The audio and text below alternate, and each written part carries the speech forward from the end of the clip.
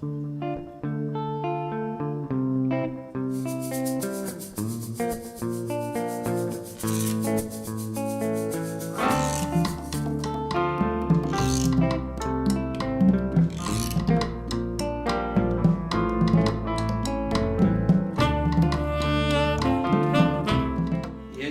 han transcurrido alrededor de 6 años de la creación del Centro de Investigaciones Sociales y Culturales Efraín Calderón Lara.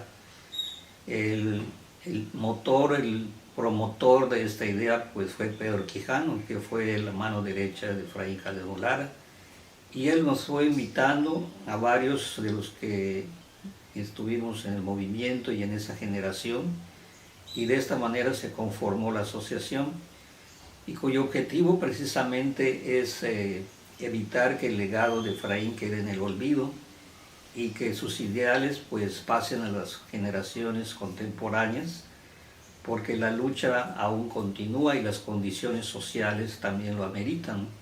Pues paulatinamente pues ha ido aumentando el interés, sobre todo de los jóvenes, que es una de nuestras metas, y también dar a conocer en la sociedad a lo que es la labor de Efraín Calderón Lara, los ideales por los cuales luchó, y hemos logrado pues ya algunos pasos adelante, como es el reconocimiento de la propia Universidad de Yucatán, que ya aceptó hacer una placa alusiva y también un evento en esta etapa conmemorativa de su muerte.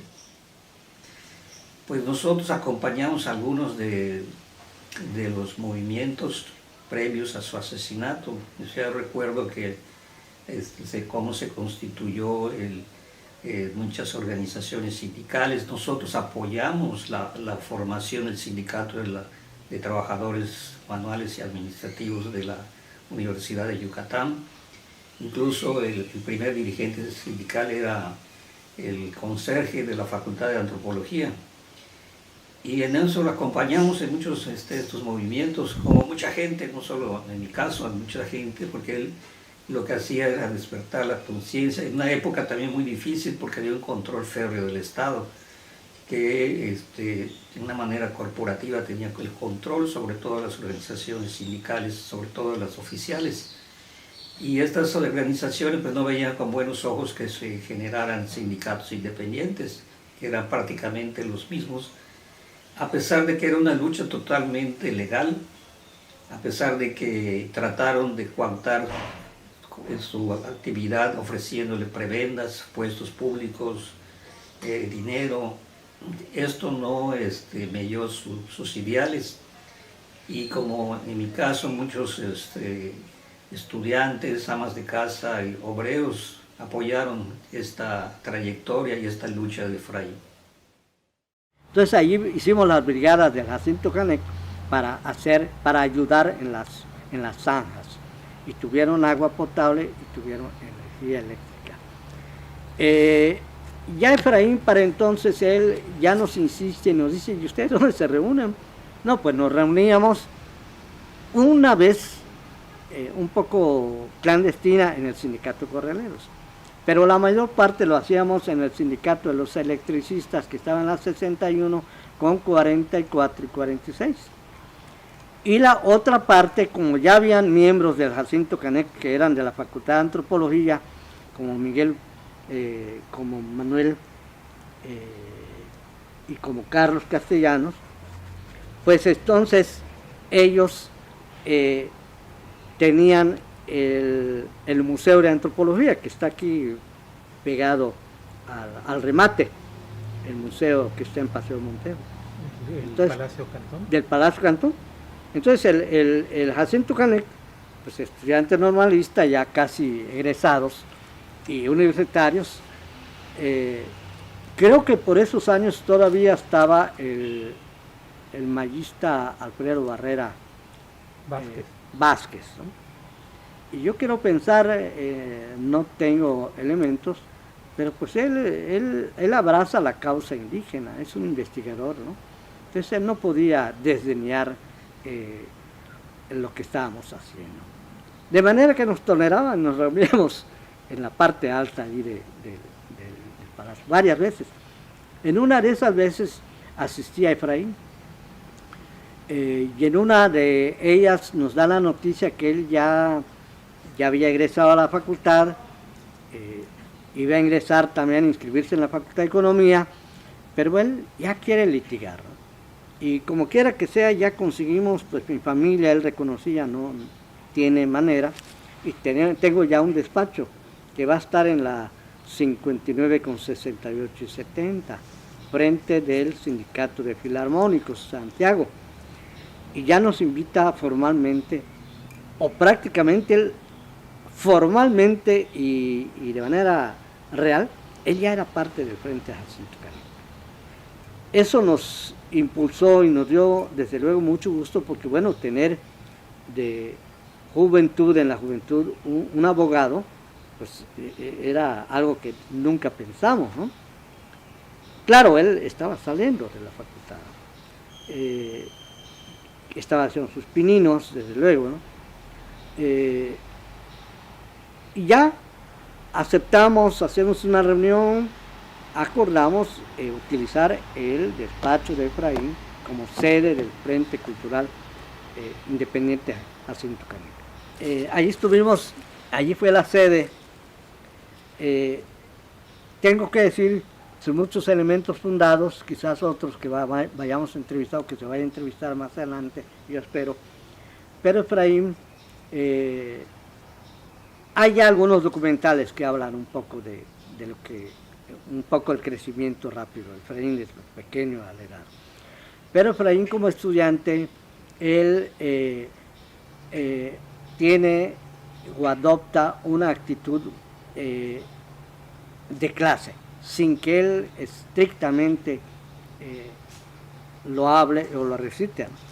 Pero ya transcurriendo los tiempos que fueron breves, en donde hubo una gran confraternidad personal, él se reconocía que de hecho él está en la orilla, en el lado de los trabajadores, de la clase obrera, de los trabajadores de este mundo, ¿no?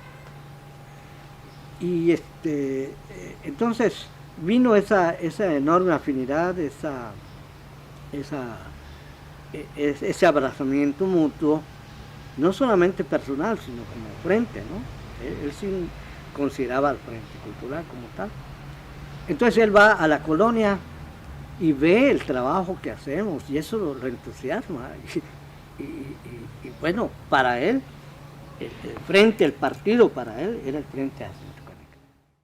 Charras Yucatán ha sido, por ejemplo, tuvimos a Carrillo Puerto, tuvimos otros personajes importantes, mujeres importantes que tuvieron que ver en la lucha por la reivindicación del voto de la mujer, de la lucha campesina, pero Charras en los tiempos modernos es el personaje ícono que sirve como un puente entre la lucha sindical y la actividad académica.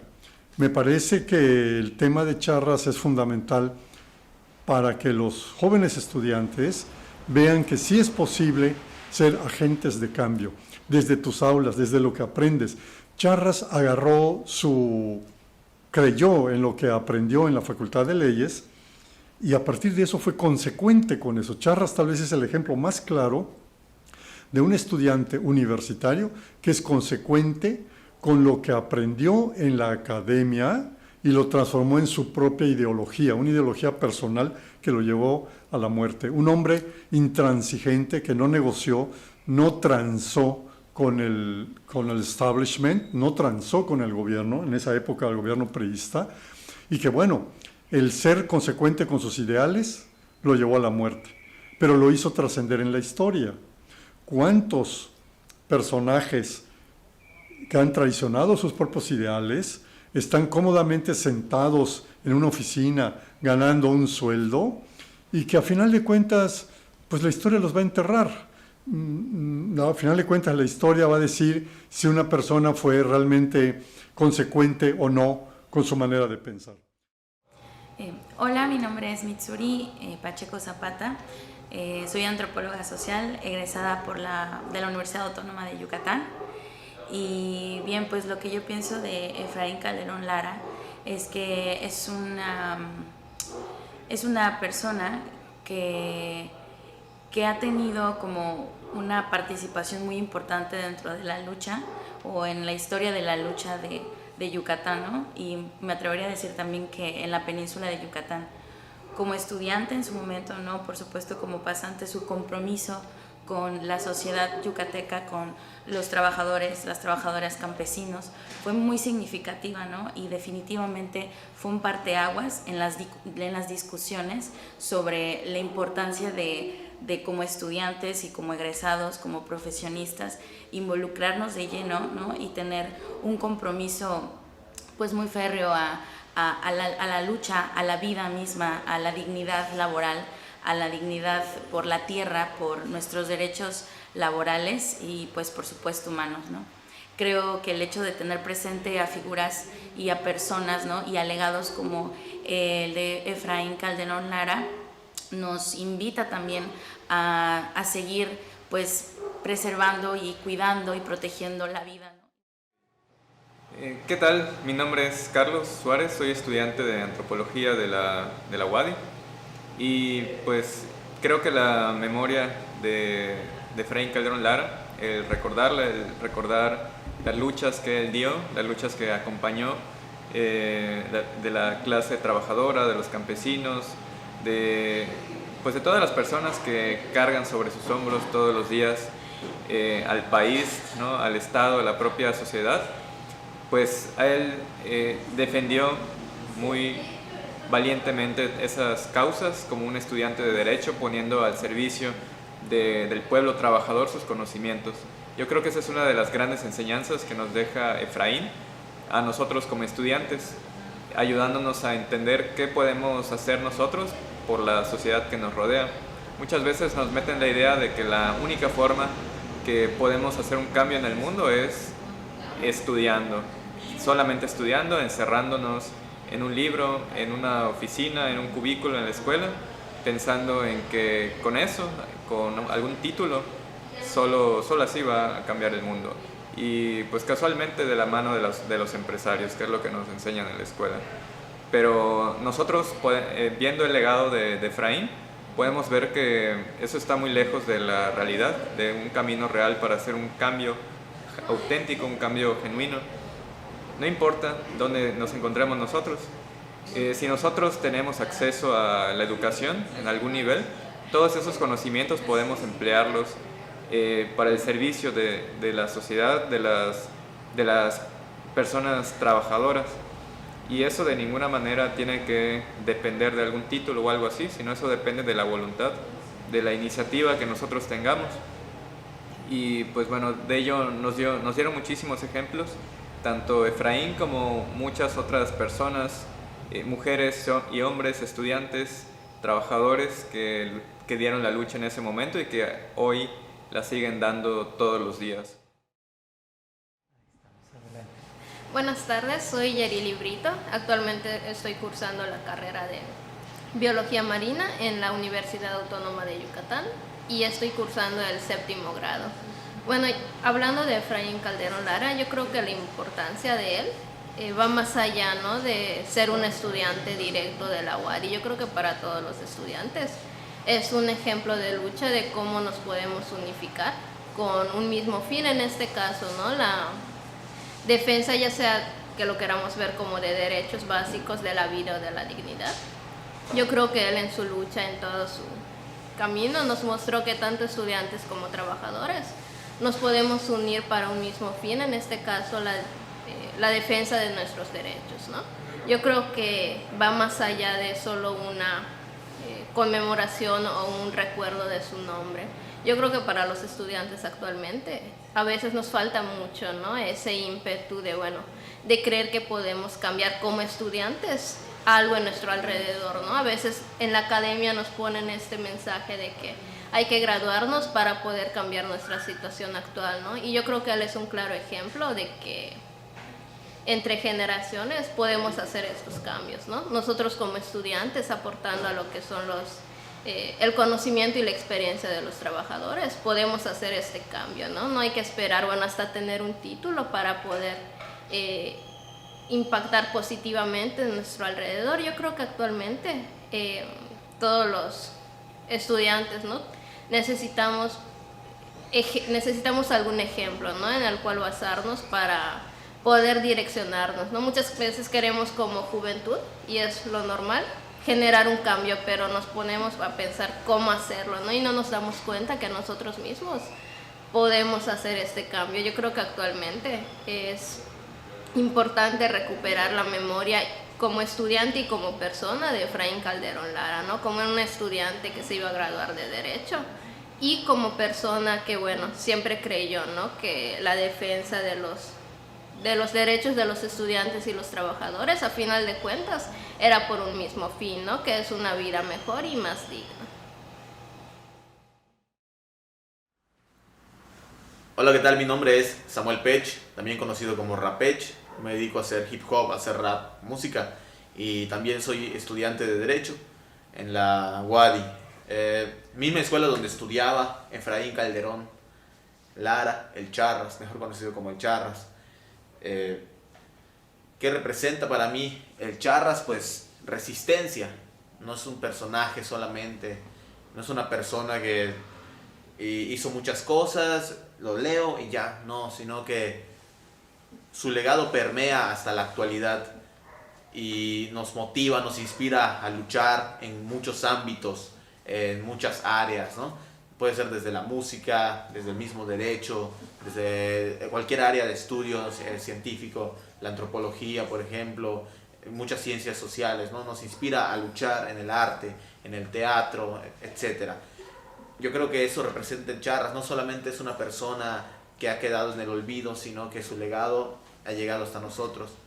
El Charras no solamente hay que verlo como un dato histórico, un dato biográfico, sino hay que verlo como un motor, como un motivo a seguir contra este sistema.